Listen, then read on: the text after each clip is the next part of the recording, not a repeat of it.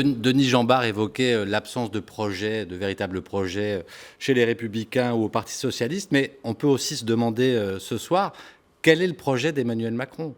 Est-ce qu'il a un Est-ce véritable... qu'il en avait un? Est-ce que c'est pas plutôt Christophe Godino, un bilan qu'il avait c'est à défendre, une un reconduction. bilan qu'il n'a pas eu, d'ailleurs, vraiment eu besoin de défendre?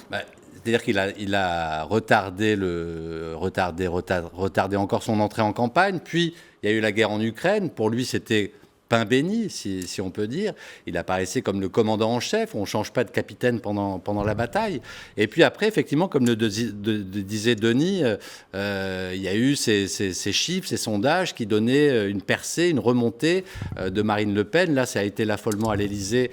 Et du coup, hop, il est entré en campagne. Mais la question qu'on se pose ce soir, c'est quel est le projet d'Emmanuel Macron ?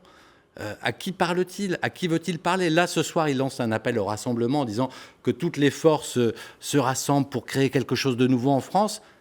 Oui, and so what? C'est quoi son projet? Moi, c'est ce que j'attends dans les 2 prochaines semaines, qu'il en dise un petit peu plus. Voilà, il a été, comme vous dit Christophe, un peu sauvé quelque part. Hein. Il a été servi un peu par cette guerre en Ukraine, puisqu'il il a conservé ce statut international. Et puis, on nous disait tellement que le scénario a été écrit à l'avance, ce qui peut expliquer aussi la forte abstention. On nous a dit, voilà, ce sera de toute façon un deuxième tour, et ça aussi, Emmanuel Macron le souhaitait, d'être au deuxième tour contre Marine Le Pen, parce que pour lui, c'est du tout cuit, si je puis dire.